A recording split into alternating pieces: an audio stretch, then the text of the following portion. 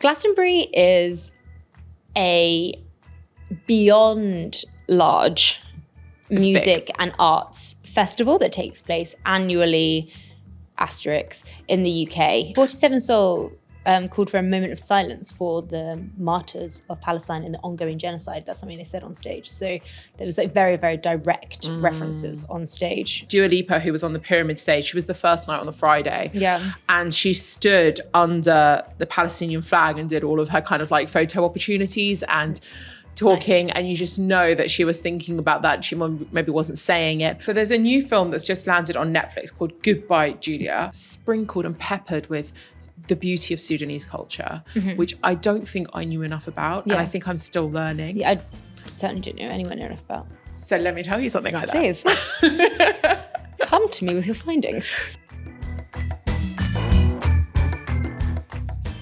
Hello, everybody, and today we are going to be talking about Palestinian representation at Glastonbury and some controversial artwork in Switzerland. And we're also going to be talking about Goodbye Julia, which is the film that has just dropped on Netflix. Hello, welcome to Culture Bites. I'm Enas Refaei. And I'm Farah Andrews. How are you doing? I'm good, how are you? I'm okay. I'm getting massive FOMO, so I'm glad we're talking about Glastonbury. I was going to address the elephant that isn't in the room. We're a man down. It's huge. We are a man down. He's not very well. He's not feeling very well. He sends his apologies. Rest up, feel better. And we'll see you next week, man. Yeah, we'll see you next week. It's coming into the summer period. I feel like there's going to be a bit of sliding doors situations going on here. There be lurgies going round and holidays happening. So it's definitely going to be, you're right, sliding doors. Sliding doors. How are you? I'm well, yeah. As I said, I've been having massive FOMO about Glastonbury. It's like, it was the last time I was back in the UK. So you were there last year. I was there last year. It was huge. It was a moment. I'm really excited to talk more about what's been going on this year. But before we do that, how's your week been going? Oh, didn't know that's where we were going. How's my week been? So since we last spoke, I've been back to the UK. I know. You have been such a jet setter. How was the wedding? Lovely. Yes. What a wonderful wedding. It was on the bonny banks of Loch Lomond. Loch Lomond? Loch Lomond. It just rolls off the tongue. It does. And the setting was stunning. We had like incredible views of the loch, and it was just a perfect Scottish wedding. Have you ever been to a Scottish wedding? I have. And so you've done ceilidh dancing? I have done ceilidh dancing. My favourite is Strip the Willow. It's a good one. I also like the Gay Gordons and the Dashing White Sergeant. All fantastic. I think we need to explain to our audience, first of all, what a loch is. Oh, a loch is a lake. It's a lake in Scotland. It's a lake in Scotland. And Loch Lomond is a loch just outside of Glasgow. And it's so beautiful. I like the way you say Glasgow. Oh. I was expecting Glasgow. It's because of my Glaswegian mother. She would, Glasgow? No. She didn't let that slip through the net. Everything else sounds quite English. But that. And Edinburgh, like, obviously my boyfriend's American, and I've had to really be like, no, we don't call it Edinburgh. Oh. Did they say that? Oh, that's embarrassing. So he says it properly. And he says Glasgow properly as well. And then we have ceilidh. So ceilidh, explain to those who don't know what a ceilidh is. Ceilidh dancing is Scottish dancing. And it's, so it's like, they're kind of like, it's not like Highland dancing. It's different. It's not so much of the flailing your arms in the air it's situation. Set moves. It's very set moves. And so you have a ceilidh, you have someone calling the ceilidh and a ceilidh band, and they will tell you the moves that you're going to do. And it's very repetitive, but in a very fun way, because it gets, people get more confident with it. And then, so your favorite one, Stripping the Willow, is just a lot of spinning. It's a lot of spinning. And by the end, you're so dizzy. It starts with literally a 16-count spin. So you are dizzy. And then you weave up and down the line, locking arms with people on each side, spinning and then spinning in the middle. It's a spin. It's basically a big spin, which, as we all know, I'm a big fan of spinning. So it's kind of similar. So that's my week. Big energy. So I took the kids to SeaWorld. That's fun. Did you enjoy it? We go quite often because we have the AS passes. But every now and then they're like, oh, we've got to go. And I saw a puffer fish for the first time that wasn't puffed up. Wasn't puffed up. And I didn't recognise it, but my daughter did. And they're cute. That's cute, right? She was like, Mama, that's a puffer fish. And I was like, is it? And there was an expert just miraculously appeared. An on-hand expert. An on-hand expert was like, Yes, that is a pufferfish. She knows her pufferfish. They sometimes look a bit boxy, don't they, when they're not puffed up? That's exactly what it looked. It looked very, very boxy. But it is incredible, SeaWorld. It's mind-blowing. It's so good. And we sat in the penguin area and had fish and chips and watched the penguins swim above our heads. Have you not done that? I've not been to SeaWorld here, but I Farah. absolutely love a penguin. Farah, got to take you. You can borrow my children if you like. They love it there. They'll show you all around and I'll have a day off. Should we say that there's no large sea animals at SeaWorld? There's no large sea animals at SeaWorld, and my children spend so much time there. There's nothing like an orca or anything like that. I know they had a bit of bad press about that. And they have they have a real conservation theme at the SeaWorld. Real conservation theme. There's like lots of scientists on hand and marine biologists. Let's talk about Glastonbury.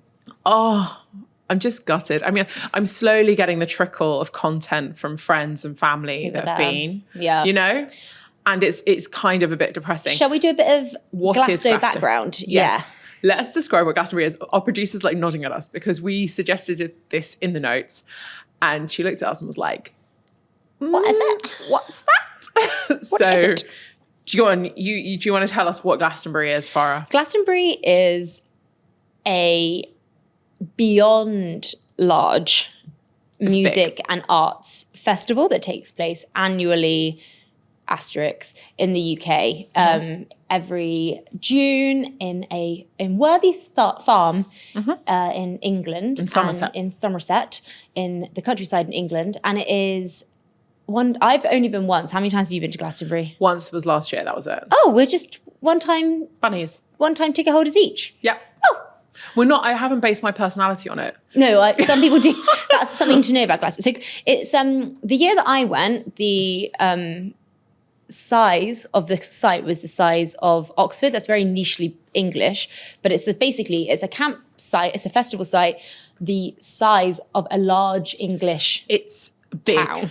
So, and it's mainly camping. So people go there and they camp on site. Yeah. And there's multiple stages, multiple venues, and it's all about arts, culture, and mainly music. So It's extremely creative. It is mainly music, but it is kind of like visual arts of all kind. There are literal art exhibitions, then there are immersive art exhibitions, there are theatre performances, comedy performances, and kind of like immersive spaces that you walk through, and incredibly, it's just you guys get the picture. It's a feast for the eyes and also the ears. Yeah, it's huge. And I was averaging, on average, about 60 to 40,000 steps a day. Wow, I did not wear a pedometer when I went to Glastonbury. I wish I had. I was obsessed. Me and my girlfriends were just like, how many have you got? How many have you got? And it was like, yeah, I mean, one day I topped 60,000 steps and I was like, that's a lot of steps. But it's far. So it's a huge, vast site. It's enormous. And I don't get to 10,000 steps a day here, really. I do because of the dog, but it's a struggle. It's a struggle. I have to do multiple dog walks a day to get up there. 60,000 steps, but it's brilliant. And this year, as to be expected, you know, it's a very like left-leaning arts and culture, you know, event. Yeah. And there's been a lot of Palestinian representation as well. And conversation. So it sparked up a lot of Palestinian, we had Dua Lipa, who was on the pyramid stage. She was the first night on the Friday. Yeah. And she stood under the Palestinian flag and did all of her kind of like photo opportunities and talking. Nice. And you just know that she was thinking about that. She maybe wasn't saying it. Yeah. But we've had some more, you know, way more vocal acts come out. Yeah. Mainly was Damin Albarn? He was from the Gorillaz and Blur. Right? Big artist in the UK, music artist, who asked the whole of the crowd. So he made a guest appearance. He came on stage with Bombay Bicycle Club. And so he kind of... And then he came up and he was like, are you guys all pro-Palestine? And everybody cheered. Yeah. Well, most people. We can't verify. We can't say everyone. We can't say that. But there was a lot of cheers. There's a lot of cheers. A very kind of like symbolic image of Glastonbury is always, so there's like one of the main stages is the pyramid stage, which is kind of exactly what it is. Like it's exactly how it sounds. And you kind of always see this photo of the absolutely enormous crowd every year. And because people get very lost in that crowd, people bring flags. And sometimes they're very funny flags. Sometimes they kind of like reference, like they've now become like, a lot of the time they like reference memes. Yeah. And they'll have like quips or things that are quite niche to friendship groups. This year, there were an awful lot of Palestinian flags, which are usually like, so these flags are usually like signposts for where your friends are.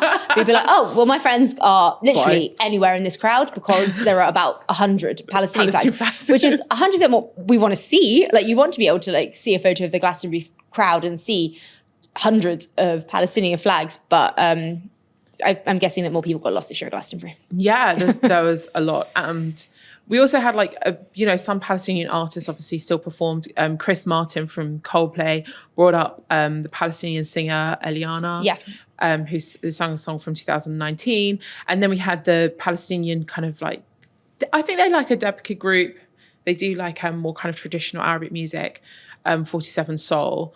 And they came up as well, and there was like I know there were a lot of like Arab DJs as well who were representing Palestine. 47 Soul called for a moment of silence for the martyrs of Palestine in the ongoing genocide. That's something they said on stage. So there was like very, very direct references on stage, which is what we kind of definitely want to see. And a way like, so Charlotte Church, you know who Charlotte Church is? I know who Charlotte Church is. She was huge. Listeners that aren't from the UK might not. She is a classically trained opera singer from Wales in the UK.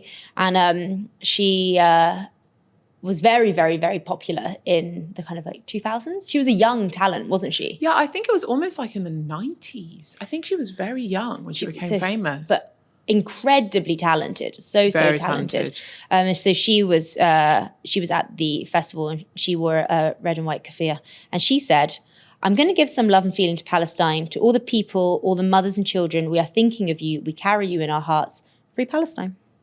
So she had kind of very direct things to say at the festival. Yeah, there was a lot going on. I was kind of, I had massive... Did you have FOMO this year? Yeah, of course. It's impossible to see images. What would you have gone to see? Shania Twain? I feel like that would have been fun. She probably wouldn't have been... I wouldn't have like built my day around Shania, but I would have really enjoyed ending my day at Shania and singing along to like every single hit.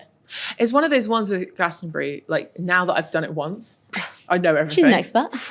I mean, like you have to plan your days out quite a lot because you are walking for miles. Like I ended up in the opposite end, like Shangri-La once from where I was staying.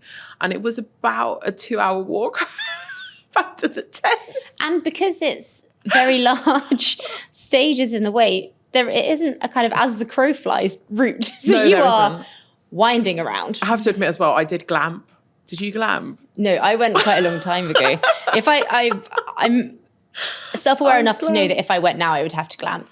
But I went and I very much did not. If you stay in the camping area, I can't even describe the toilets and the shower situation for people who live in the UAE. But it's not. It's very grounding. It's not a vibe. It's not. And when I was, it's a grounding experience. As I was coming from Abu Dhabi and I was going to Glastonbury, I just felt like, don't have that culture shock. Just don't have that. I just want to rewind just really quickly. When you went to Glastonbury, you lived in this country for less than 6 months.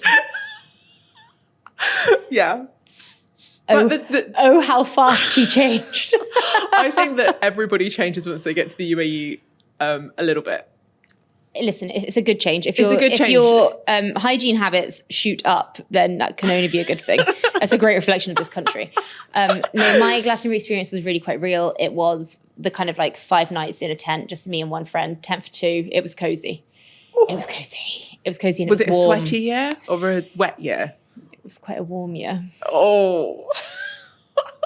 And it had been a particularly rainy year in the run up to it, so it was very muddy. Oh, gosh. The whole site was, but it's for the experience. Most memorable act that you saw? Adele. Wow, that's a great one. It was, yeah. So like, there's always a lot of conversation about the headliners at Glastonbury, but that kind of wasn't it for me the year that I went. Headliners we had were Muse, Coldplay and Adele. Obviously Adele was it for me. Yeah, brilliant. And I acknowledge that those are 3 absolutely huge acts. But my highlights were kind of like during the day, kind of hopping from the smaller stages and kind of, I love Jessie Ware. And so I saw her. I saw like just lots of like a band called Bears Den that I really like. And just kind of like those kind of acts that I was really up for seeing. And then in the evening, I didn't see Muse. I did see Coldplay because that was the last night, but Adele was the one. Beautiful. What a treat to have seen Adele at Glastonbury. What a treat. We want to talk this week about some controversy around an artwork which has not been shown in Switzerland. Do you know the background to this story?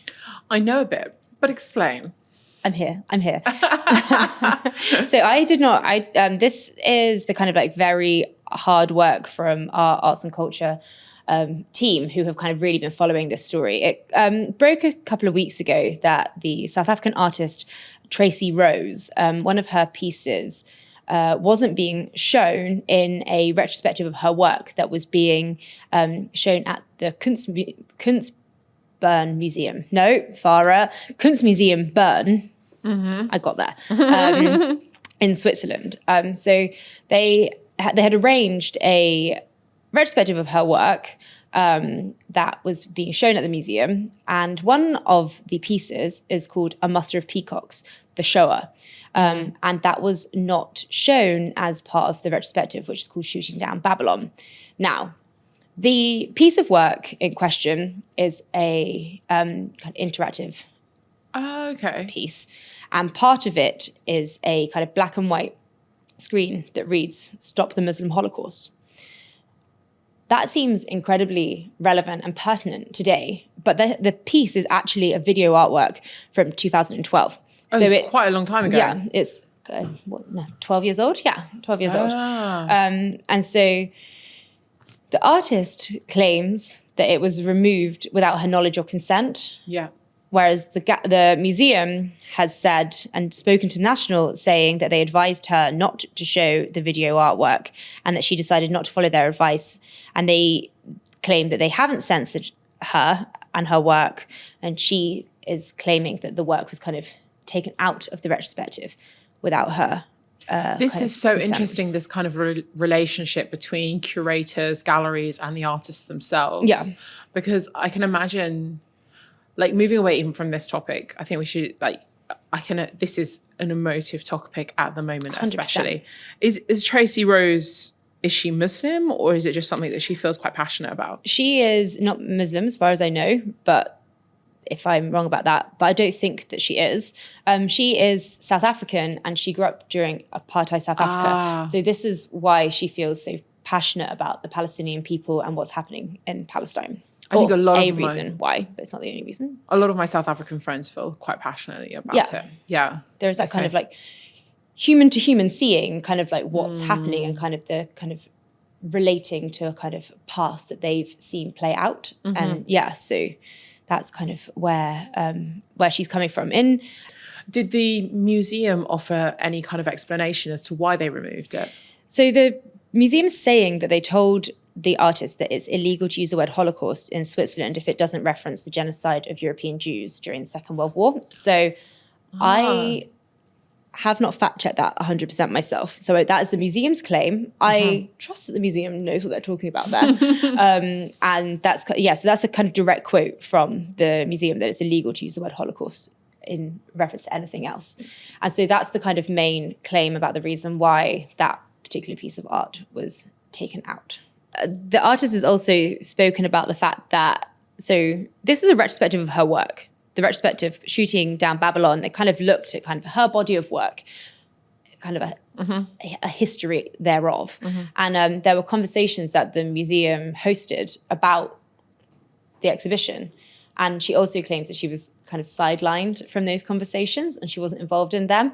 And that does kind of read. Oh, that would really annoy an artist as well. Like when you've put all of your emotion into a piece or into a grouping, a collection, that would get on your nerves. 100%. So I can understand. So what has she done then? What has she done other than call them out? Has she done anything else? I think the kind of calling them out on the omission and kind of speaking about her work is kind of where she's at now. And now we're going to move on from a Palestinian cause onto Sudan, which I don't think we talk about enough. We don't talk about it enough, no. We really don't. But we have a kind of way in through film. Yeah, so there's a new film that's just landed on Netflix called Goodbye, Julia. Yes. It's a Sudanese film it's not set in current day. Okay. Oh. So it's not about what's going on right now in Sudan. Okay. Yeah, it's not present. It's about what happened in Sudan when we had the split between the North and the South. Okay. Okay. So we go on this journey back in time to 2011, and they kind of talk about the run up to 2011 and what that was like. Do you remember what you were doing in 2011? Yeah, I was at university. Wait, oh, you're so young. Okay. So I was working at the BBC, and I remember when there was the divide. And I think there was this film, first of all, I mean, I don't even know where to start. I wrote so many notes on my phone. I might have to whip out my phone. I'm going to pull a man. Pull a man. I mean, so for some context to the film, so the film is pretty new, but it's not brand spanking new. It was released initially last year, and it made its debut at the Cannes Film Festival. And so one of the members of our team, William, has done a lot of work on this film. He has interviewed the cast and the creators, and kind of is like very embedded in this film and its release. So it's been a piece that we've written about pretty extensively at the National in the past kind of. And I really recommend everyone to watch it. And I'm not just saying it, and read our articles, because I actually use them as a reference point. I did that thing where we love to hear it. Read the article, watched the film, and then kind of understood maybe like a little bit more of the like subtleties in the film that maybe if I watched it for a second time I would get, but for the first time I was like, It's set in Khartoum, and it was made before what's currently happening in Sudan as well. I want to make that clear too. Yeah. So it's not one of those things. But what's interesting is that the lead actress, Iman Youssef, who's been interviewed by our arts and culture reporter, now says that with this new premiere that's happened on Netflix, she actually has got mixed feelings about it, because obviously it feels like it's dredging up another a more recent turbulent time in Sudan. And the film really doesn't hold back punches in kind of like and I think it's really quite a bold film to talk about racism in Sudan. So I haven't watched it. You have watched it. Can you give a kind of top line synopsis of the film that kind of about the kind of like specifics, like the characters, not just the kind of themes? Loosely, right. It's about a woman who loses her husband. Okay. And another woman, and she is from the South, and she's Christian. And there's another woman who is from the North, from Khartoum, and she decides to help this woman. Why? There are some lies going on. So there's lies both ways as to how this friendship occurs, okay? And it's the woman from the South, the Christian woman, has a young son, and her husband isn't there at the time that this friendship is created. Again, there's a bit more backstory, but I don't want to give too much away. Don't give too much away. I don't want to give too much away. But they have this kind of like quite innocent friendship. But what you realize is that they're both hiding things from each other. Okay. But then in some respect, because of this backdrop of Sudan, I think they're also lying to themselves, especially the main character, who is played by Iman Youssef. She plays the character Munna. And Munna's hiding things from herself because, you know, she thinks of herself as quite forward thinking, and she wants to be a jazz musician, and she's kind of hiding this need to sing from her quite conservative husband. And at the same time, she thinks she's quite like, you know, open-minded, but actually she has a bit of an issue with racism herself. And so this kind of moral judgment of society is hovering above these two characters. And at the same time, they are both women who live within the fringes of society anyway, who aren't the big decision makers. They aren't the big decision makers. They aren't, in full control of their own lives. Because in full control of their own lives, there's probably a man at some point. Right, yeah. So it's a kind of like, it's a really layered story. Above all, it's so beautifully filmed. Do you think it's an accessible film? I think it's very accessible. I was just convincing our producers to get past the first half hour. It's quite depressing. It's a very sad initial 30 minutes. It's a very sad initial 30 minutes. And then you become so engrossed in these two women's friendship and their other relationships that are going on at the same time that I became so invested in them as characters. And I think what was really beautiful about this film, and for anybody who doesn't know anything about what's happening in Sudan, again, we're not touching on what's going on at the moment. It's talking about what happened. Yeah. But it's just sprinkled and peppered with the beauty of Sudanese culture, which I don't think I knew enough about. And I think I'm still learning. Yeah, I certainly didn't know anyone enough about. So let me tell you something like that. Please. Come to me with your findings. So I learned about a smoke bath. What is it? What is it? So a smoke bath is something that happens in lots of parts of Africa. I had to do my research. But in this, in the storyline, the woman Mona has a smoke bath. And I was like, what? Straight onto Google. But yeah, she sat above kind of like burning hot coals. And then traditionally Sudanese women, where, water was really scarce, they would put perfume like sandalwoods or like herbs on top of these hot coals, which would produce a smoke. And they'd sit above these like trays of smoke with a big rug on, and they would smoke their whole bodies. For fragrance? Yeah, for fragrance and for cleanliness. So again, like water's really scarce. So how do you, make sure that your personal hygiene is like tip top? And a big smoke bath. I was thinking it's basically a sauna, right? That's what I was going to say. I was going to say it sounds very like a sauna, but then, so as you say, it feeds into like kind of like personal hygiene. Yeah. Fragrance. Yeah. There are also very similar traditions in Mexico where there's a kind of like very hot lava stone that kind of has like purity and smoking. Love that. Anyway, I was just like really like flabbergasted. I was like, oh, wow. I didn't know the Sudanese people did this. It's really interesting. I didn't know anyone did this. Yeah, and it happens across the continent. And it was like something, it was like one of those things as well that she points out like, oh, I do this, you don't.